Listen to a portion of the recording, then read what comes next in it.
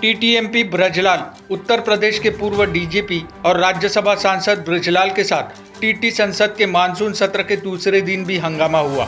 SIR पर विपक्ष के हंगामे पर बोले ब्रजलाल, बांग्लादेशी और रोहिंग्या राजद और कांग्रेस को कोर वोटर है, इसलिए विपक्ष को ही हो रही है दिक्कत।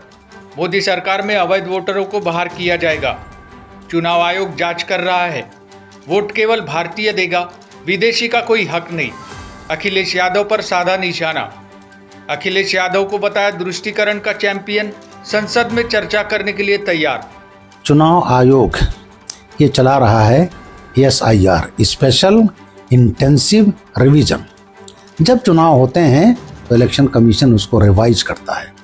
वहाँ बहुत शिकायत है बिहार में, बंगाल में, कि यहाँ तमाम विदेशी आकर बसा लिए गए हैं, खासकर रोहिंग्या, बांग्लादेशी, और उनको खासकर नॉर्थ बिहार किशनगंज, उन गांवों में आप पाओगे कोई गांव जहाँ 200-300 से कम घुसपैठिए ना हो, और वो इन पार्टियों के डेडिकेटेड होकर हैं, चाहे वो बिहार के आरजेडी हो, चाहे कांग्रेस हो, असम में चाहे कांग्रेस हो उनका राय।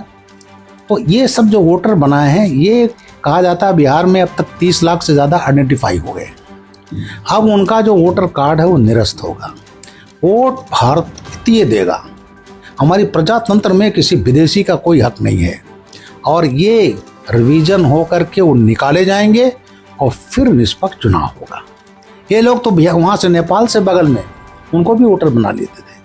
तो ये जो चल रहा है, क्योंकि इन लोगों का चाहे आरजेडी हो, चाहे यूपी की समाजवादी पार्टी हो, ममता बनर्जी तो टोटली वहाँ बसा करके बांग्लादेशियों को, तो इन सब का वोट बैंक है, डेडिकेटेड हो बैंक, तो कष्ट तो होगा ही।